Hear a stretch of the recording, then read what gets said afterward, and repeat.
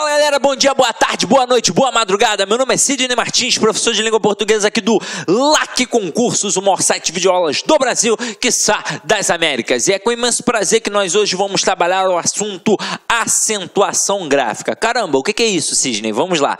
Você provavelmente já estudou em algum momento, só que, com certeza, isso te trouxe algum tipo de trauma. Afinal de contas, você pegou lá na escola ou então em alguma gramática e viu que eram várias regras de acentuação.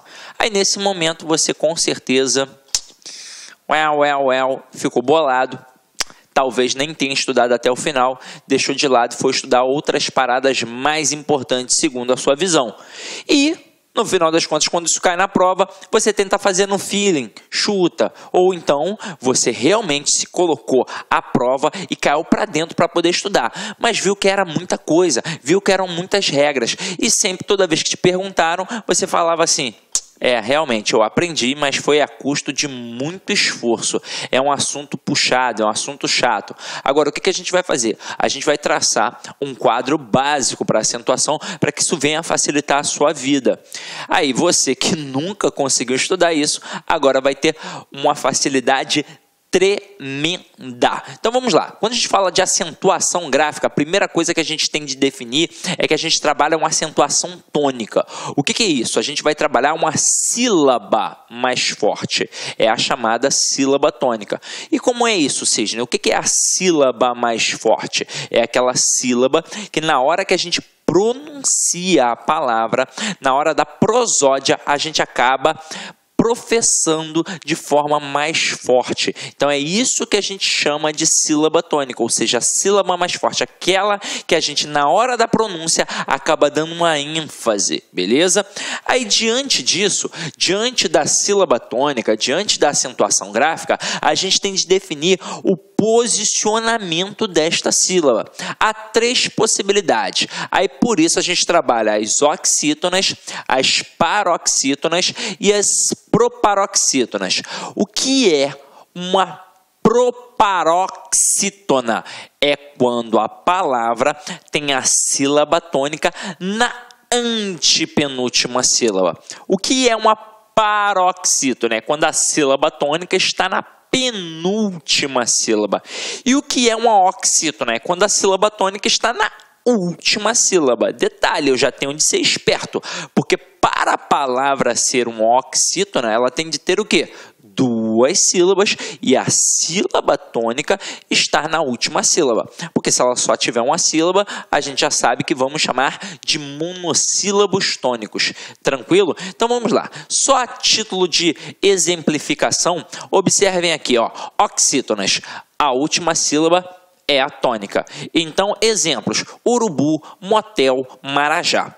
Reparem que na hora da pronúncia, de forma mais aguçada, você vai perceber que realmente a pronúncia da última sílaba ficará mais forte. Aqui, ó, urubu, motel, marajá. Então, realmente, a oxítona tem a sílaba tônica na última sílaba. Agora aqui, paroxítonas, em que a sílaba tônica está na penúltima sílaba. Reparem, cigarro, janela, lápis. Então, realmente, a sílaba que a gente proferiu com mais força sempre esteve na penúltima sílaba. Já nas proparoxítonas, a gente já sabe que a sílaba tônica estará na antepenúltima sílaba. Exemplos aqui, ó: gramática, tóxico, né, cara? Tóxico não, ó, tóxico, é isso mesmo, né? Quase que sai um tóxico, olha que feio que ia ser. Semântica, então a sílaba tônica sempre na antepenúltima sílaba. Agora, a gente estuda isso com casos específicos de acentuação, depois para poder detalhar como é que funciona a sua terminação e por aí vai. Mas eu vou traçar um perfil básico. Aí depois a gente vai revisar ainda assim com aquilo que aparece na gramática. Mas acompanha aqui comigo um perfil básico. Então vamos lá. É muito importante a gente saber o processo da proparoxítona, o processo da paroxítona e o processo da oxítona. Aí, meu companheiro, você provavelmente já dominou isso na época que você estava no seu ensino fundamental. Afinal de contas, é o momento que a gente mais estuda, no primeiro segmento do ensino fundamental e também naquelas séries iniciais que antigamente a gente chamava de CA, né, que era a classe de alfabetização, que hoje em dia é o primeiro ano do ensino fundamental. Então, primeiro segmento do ensino fundamental, a criança ainda precisa aprender a pronunciar algumas palavras que não fazem parte do seu vocabulário, e é para isso que serve o processo de acentuação, para definir a forma correta daquele companheiro ali aprender a falar. Então acompanha aqui comigo. Você vai lembrar qual é a regra básica da proparoxítona. Todo mundo vai lembrar. Todas são acentuadas. Então, aqui não tem o que ficar gravando. É uma proparoxítona? Então todas são acentuadas. Por isso que nos exemplos, gramática, tóxico, eu não lembro o outro. Deixa eu voltar aqui para a gente ver. Semântica. Eu não ia lembrar mesmo. Então, olha só. Todos esses exemplos são proparoxítonas, porque a sílaba tônica está na antepenúltima sílaba e quando isso acontece, a gente acentua. Se a pronúncia é fechada, a gente bota um acento circunflexo. Se a pronúncia é aberta, a gente bota um acento agudo. Então vem aqui comigo. Agora, onde é que o bicho vai pegar? Vai pegar aqui, ó, entre a oxítona e a paroxítona, porque se você lembrar, você vai perceber que são várias regrinhas. Só que a gente vai traçar um perfil. Porque a paroxítona e a oxítona, elas são confluentes. O que isso significa? Que é o que acontece em uma, obviamente não vai acontecer na outra e vice-versa. Aí, com certeza, quando você estava no ensino fundamental, o professor, para poder falar de sílaba tônica, ele falou das vogais. Afinal de contas, só existe sílaba se existir uma vogal. Então, ele falou do A, do E, do I, do O e do U. E aí, dependendo do professor, ele deve ter dividido essas vogais em semivogais e vogais, ou então nas verdadeiras vogais e nas falsas vogais. Então, ó, verdadeiras vogais, ou então falsas vogais, ou então semivogais. Aí, quem eram as vogais? As verdadeiras, né? Era o A, o E e o U. O I e o U, dependendo do professor, era a semivogal ou então as falsas vogais. Então é isso que a gente vai fazer aqui. Vai botar o A, o E e o U, mais a terminação em e os seus plurais para que seja um elemento básico da acentuação. Então, as, es, os, ens. E aí o que isso vai significar? Se for uma oxítona terminada em a, e, o, em, ela simplesmente tem acento. Exemplos: sofá, café, cipó, também, parabéns e por aí vai. Agora, se o que acontece em uma não acontece na outra, obviamente as paroxítonas terminadas em a, e, o, em, elas simplesmente não têm acento. Exemplos: bola, moleque, bolo, item e por aí vai.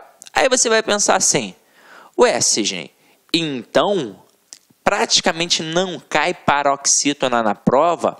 Praticamente a gente não tem palavras paroxítonas acentuadas? Não, muito pelo contrário.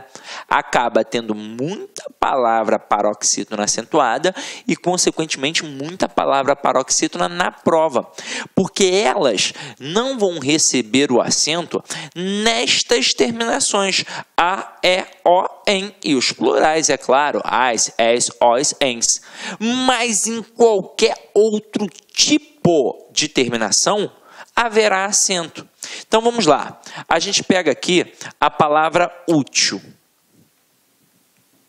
Reparem, a palavra útil, ela é uma paroxítona. Só que ela é uma paroxítona terminada em L. E aí, veja comigo. L está aqui, ó, no nosso quadrinho básico, no nosso perfil básico. Não, então não está. Então, é uma paroxítona terminada em L. Aí, como eu disse a vocês, não vai ter acento nestas terminações do nosso quadrinho básico, mas em qualquer outro tipo de terminação haverá acento. Então, a palavra útil é acentuada exatamente por ser uma paroxítona terminada em L. É assim que funciona. Agora, olha a palavra poker. A palavra poker, ela é também paroxítona, só que agora é terminada em quê? Em R, terminada em R. Tem R aqui na listinha? Não, não tem R na listinha. Então, por isso, ela é acentuada. Só que aí, poker tem uma pronúncia fechada, e aí leva o acento circunflexo. Agora, diante disso, o avaliador sabe como derrubar o candidato. Ele gosta muito da paroxítona terminada em ditongo. E aí o camarada coloca, por exemplo, a palavra relatório.